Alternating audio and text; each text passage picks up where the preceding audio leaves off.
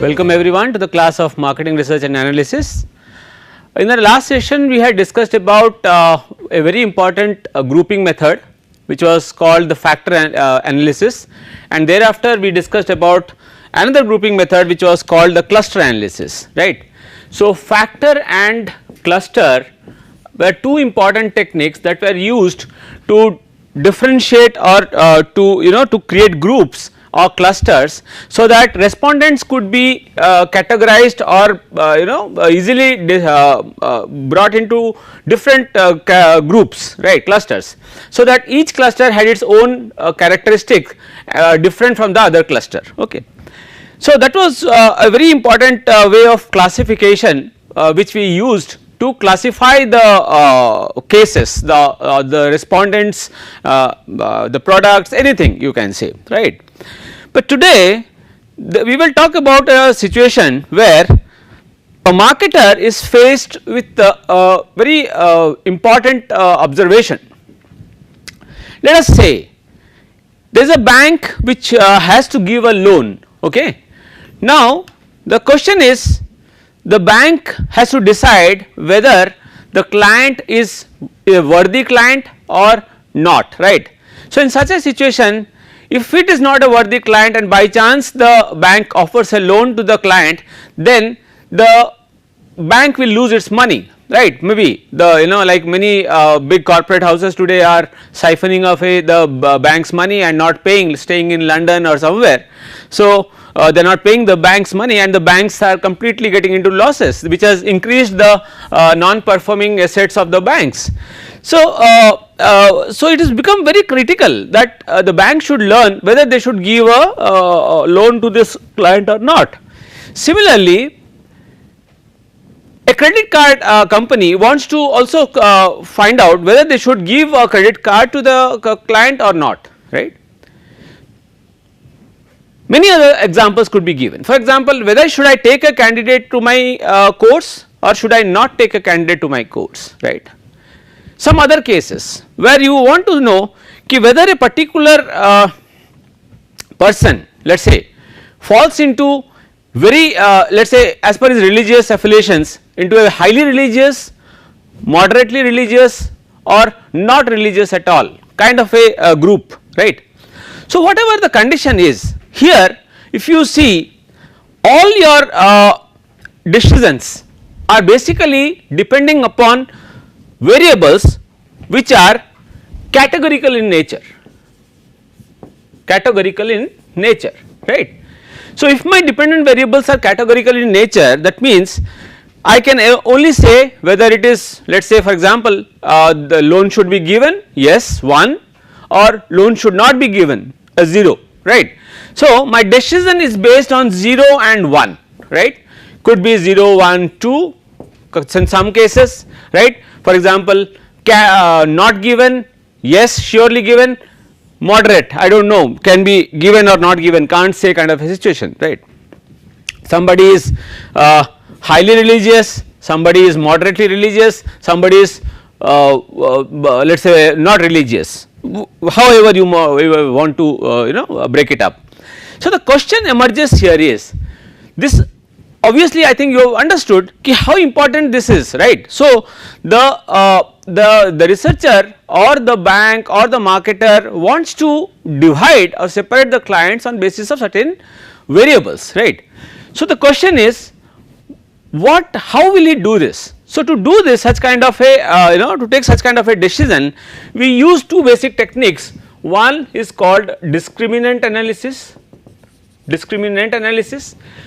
The other is a form of regression only, which is called logistic regression. Okay. So, logistic regression and discriminant analysis are two types of techniques which are used very largely, so that the decision maker can take a decision which is based on a categorical level, right, or the decision is like a categorical variable, right.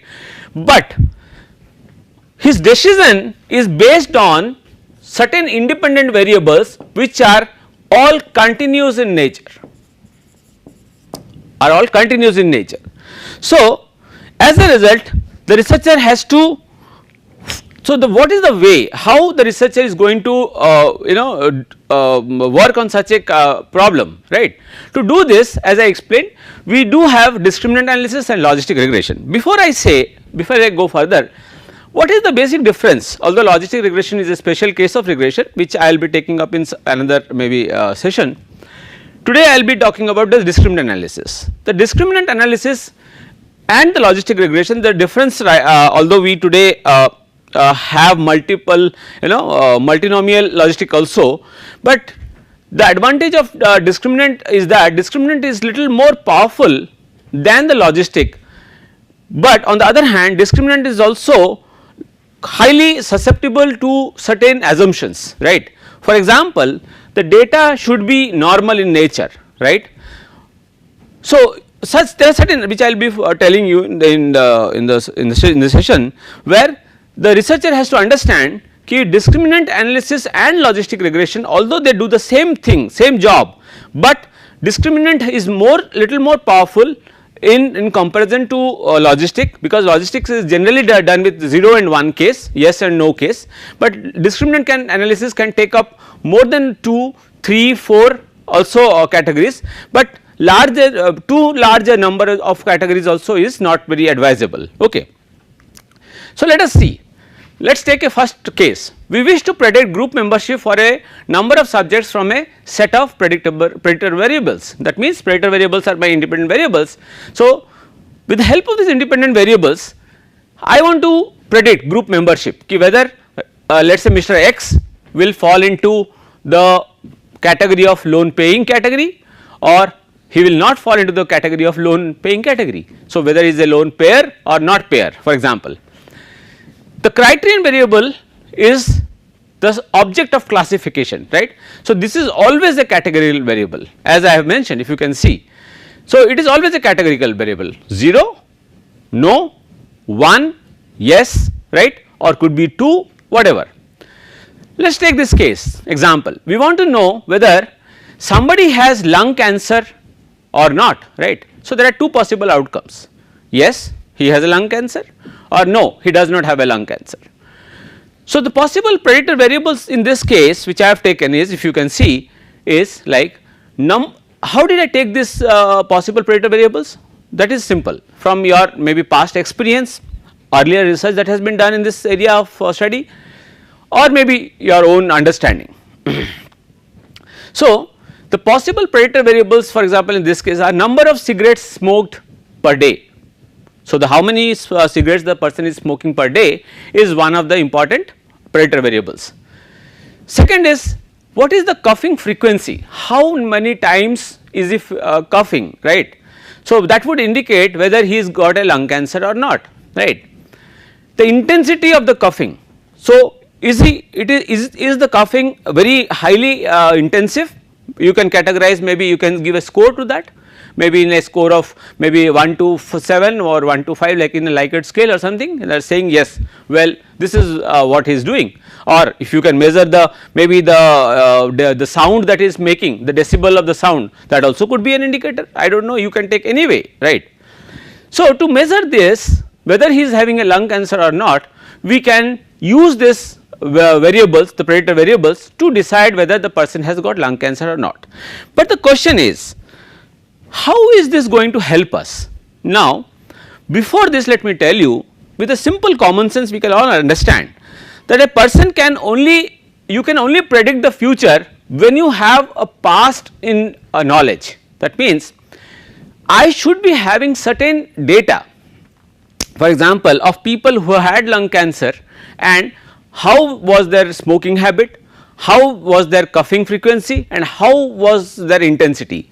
If I knew this earlier, then I could possibly create an equation and find out ki whether if a new patient is coming, by looking at this variables, the scores or the coefficients of these variables like coughing frequency, intensity and cigarettes, I can maybe predict ki well this man is maybe possibly a patient of lung cancer or he is not, right.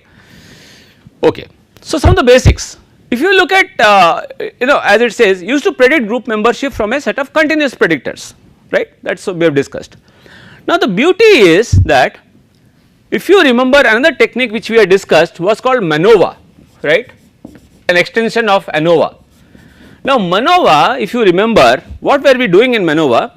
We were basically trying to understand how groups are behaving, right, when you have multiple dependent variables and multiple independent variables, let us say, or if not multiple independent variables, at least one, but multiple dependent variables. So when you had D1, D2 and you had some kind of IV1, IV2, right.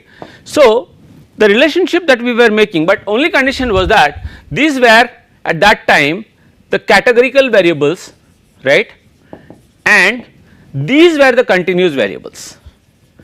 So if you understand, if you look at it, MANOVA is nothing but the reverse of discriminant analysis, or discriminant analysis is nothing but the reverse of MANOVA, right. So in MANOVA you have the continuous dependent variables and categorical independent variables, and in discriminant you have categorical independent variables, and continuous independent variables, right. So that is the difference, okay. So as it says in MANOVA we asked if groups are significantly different on a set of linearly combined DVs. So you had linearly combined dependent variables. Now this dependent variables could have a high collinearity, could not have, it is not advisable to have a high collinearity between them. So anyway, it was helping us to predict group membership, right. So as I have written, MANOVA tests whether mean differences among groups on a combination of DVs is likely to occur by chance or would it occur every time. That means it is not a chance, right. So and you were also measuring the effect of interactions in ANOVA and MANOVA. The most important thing was you were affecting the impact of interactions.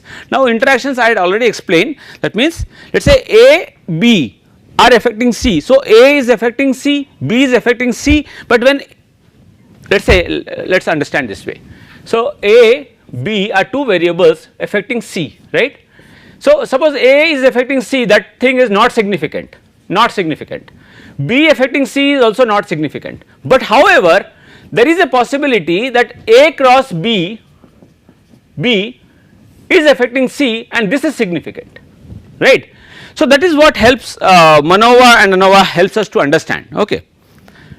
So I do not want to speak too much on MANOVA now because we have already discussed these things, right.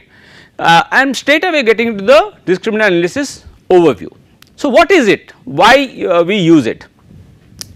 So as you can see, it is an appropriate technique when the dependent variable is categorical and the independent variables are metric. The single dependent variable can have 2, 3 or more categories. As I said, in logistic regression we generally talk about 2 categories only, 0 and 1, right, yes or no.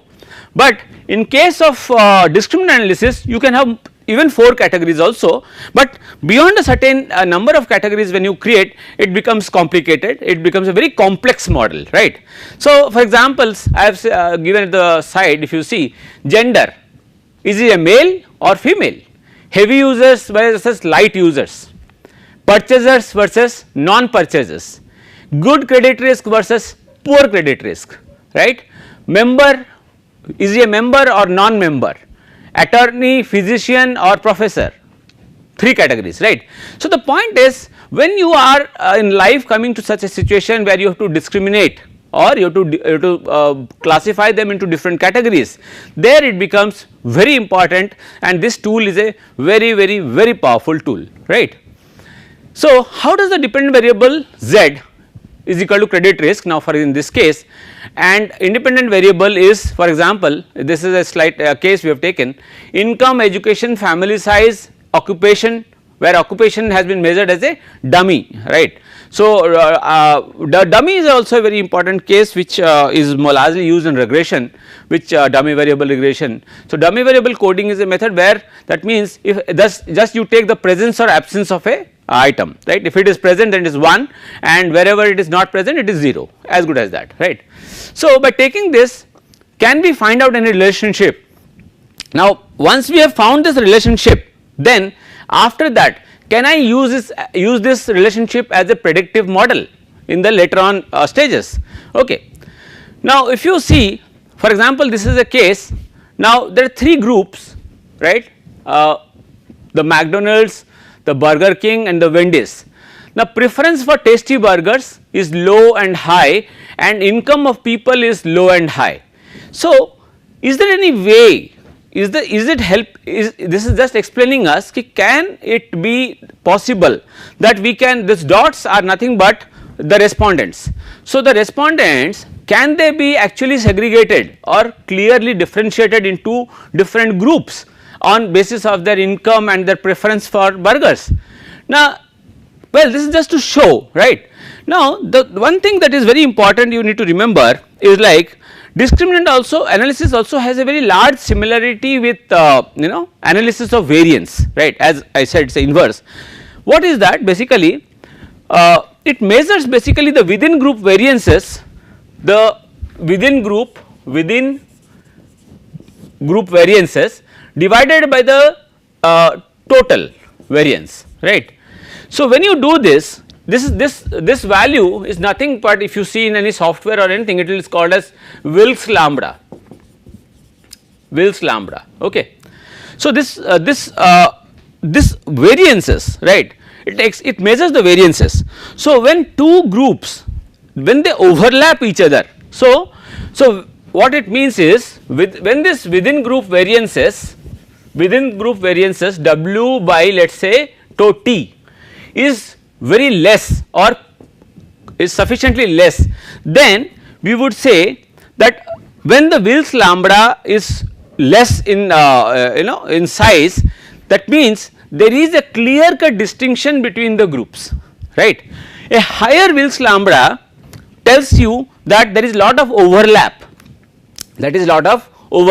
maybe something like this, right. But if it is not, then it would something, suppose the Wilks lambda is poor, then the overlap is only very less, right. So that is what it actually explains. In this you can see there is a sizable distinction between the 3 groups, McDonald's, Burger King and Wendy's, right. So the question here is, another question that is we have taken is, on basis of purchase intention and certain variables like durability, performance and style, right. So the numbers have just skipped this side, please you have to understand, this is subject number, durability, this is the durability, and performance style, sorry I am sorry, performance x2, this is the x2 and this is the x3, all measured in a scale of 0 to 10, okay, all measured in a scale of 0 to 10. Now what it does basically, now here we calculate nothing but the discriminant score, we calculate something called the discriminant score. Now discriminant score is z is equal to a plus, right, like in a regression equation, w1 x1 plus w2 x2, it goes on, right. So once we have the discriminant score with us, it helps us to identify whether the new person would fall into which category, right. So this is a survey result for the evaluation of a new consumer product, right. Now the 2 groups are would purchase, right, and would not purchase. So the group 1 are people who would purchase the item, and the group 2 are the people who would not purchase. Now if you look at the durability, the values of what they have given, the people who would purchase, how importance they have offered to durability, what is the importance they have offered to performance, what is the durability importance they have offered to style, right. And similarly the people who are not going to purchase, what is their score, right. So the difference between the 2 group means, right, if you, this was the group mean, so this was the group mean 7.4 and this is 3.2, so the difference is given here 4.2, similarly 2.4 and 0.2, right. So this helps us, right, this helps us to create a kind of prediction, to say if this is the characteristics of the people, right, then maybe by incorporating these values, right. We can say if a person who is coming next, what, and we asked him what is your score that you will give on durability, performance and style. So, by taking his opinion, his score, we can predict whether this man would purchase or not purchase. Just imagine, if once you can find out whether this man would purchase or not purchase, how easy it is becoming for the marketer, right. So, this is what I was talking about. So, if you look at A and B, the two groups, would purchase and would not purchase, there is a very small overlap. There is a very small overlap. So, that means if in technical terms I will say the Wills lambda, right, is a very low value, right. So, a low value means, that means the within group variances divided by the total group variances is quite low. I have explained you earlier also, within group is nothing but, you can understand in my way I explain it as the error variances, right. Okay. Now, let us see the process. So, objectives of discriminant analysis, then the research design, assumptions, what assumptions we should have, estimation, interpretation and validation, right. So, I am not taking all, but I am taking you through the two some of the only important ones. First of all, how should you approach? The most common approach that is done is, suppose you have a large number of, let us say data which is continuous in nature. So, if you have a metric scale response as it is saying, you should convert it into non-metric categories. Now, how is that? For example, let us say people with 3 income groups, let us say up to 0 to 5 lakhs, 5 lakh to 10 lakh and 10 lakh and above, let us say 3 categories are there. So, just you make it 1, 0 to 5 is 1, 5 to 10 is 2 and similarly 3. So, by doing that it becomes easier for you to convert into a categorical scale, right. Okay. And the other is the approach that we use is called a polar extreme approach, right. Polar extreme approach is something where only 2 groups are used and the middle one is excluded. So, that means it is only a 0 or 1. That means you do not have that 5 to 10 lakh group in the earlier case. So, either 0 to let us say 10 and 10 and above, okay. So, you have to calculate the discriminant Z scores, right, which I said, and then you have to then something also called a cutoff score. We develop a cutoff score. Now, once you have the cutoffs, there are few things you need to remember. So, once you have the Z scores, then after this you create you calculate the centroid or the group means. Centroid or the group means, this is important. Now, what is centroid or group means? When a large number of values you have, you try to calculate the group mean, right, of each group. Now, by having this, which is also called a centroid, if in any book you see, do not get confused. So, this centroid or group mean helps you to identify how far is a particular score from the group mean. So, if it is very far off or it is very close, that helps you to decide whether it is it will be falling into the particular group or not, okay. So, it helps in it is a as I said, discriminant analysis has a very practical significance. It helps you to predict and then find out how accurately you can predict basically, okay. So, one more thing, when I am talking about group mean, centroid or thing and Z score, there is another thing which is important for you to understand, that is there is something called a cutting score. Now, cutting score or cutoff score. So, what is this cutting score or cutoff score? The cutting score or cutoff score is nothing but you have to find a value to say, see what was happening. You have created 2 groups, right. Now, the question is, if a new person is coming, you need to find out whether the person will fall into which group, whether group A or group B. Now, to fall into group A or group B, there has to be a kind of a score, if you so that if it is below, so let us say the particular cutting score, then it is in let us say group B. Let us say, I am just telling you, suppose particular value is let us say 0.5. So, if it is less than 0.5, let us say this group, If it is more than 0.5, suppose let us say this group. Okay. Now, how do you find this cutting score is a very important parameter. So, this cutting score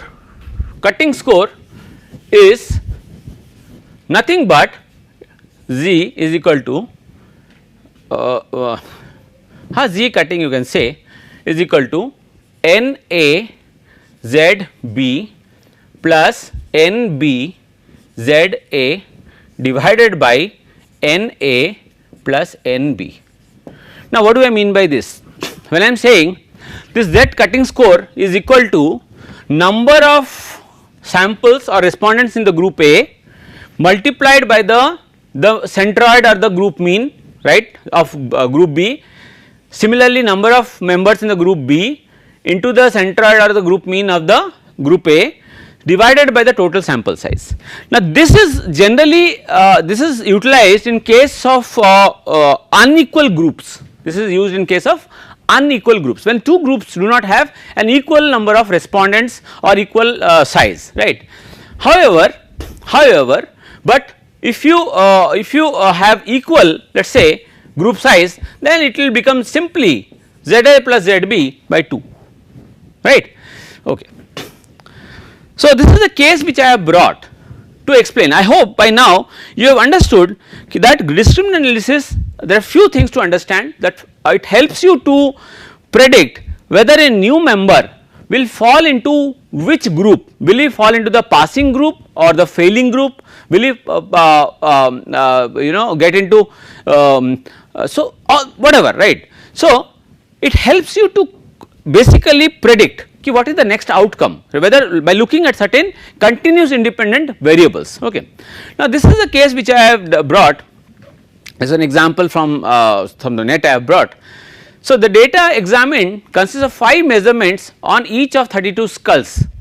Before that let me although we will do this, maybe in the coming session I will also explain this same, I will continue with this.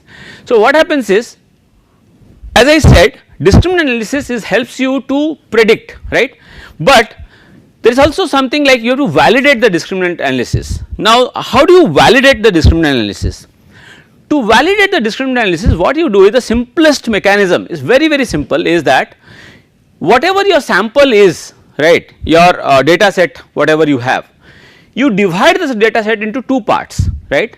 One, you use it for the study, the other you use it as a holdout sample, we say holdout group. Now, what is this holdout group? Now, after that means, let us say, suppose this is my let us say this is my entire data set. So, I am just dividing the data set into 2 parts, part A and part B. This is my holdout sample, right. Whatever I will do, I will do the test on this data, right, and then I will again run the same analysis on this data and I will compare the results. If the results are coming more or less the same, then I would say my results are validated, right. So, this is a very simple mechanism to do it, there is nothing science in that, too much of science in that, you just had to break the data into 2 parts, that is all, right. So, what I will do is I will explain you how to conduct discriminant analysis with the help of SPSS also, right, and how to interpret the results of a discriminant analysis. I hope at this moment the theory is very clear and you have understood why discriminant analysis, or for example logistics also, as I have said, both can be used for the same purpose, only difference being that discriminant analysis is little more sensitive to the data assumptions of normality and all, logistic is more robust, but the point is logistics generally works with only 2 categories of variables, whereas discriminant validity analysis can work with more than 2 categories of variables, up to 4, even 4, 5 also. Okay, 5 is too much, maximum 4. So, what I will do is, in the coming session we will get into the discriminant analysis through the help of an example. Okay. Thank you so much for this session.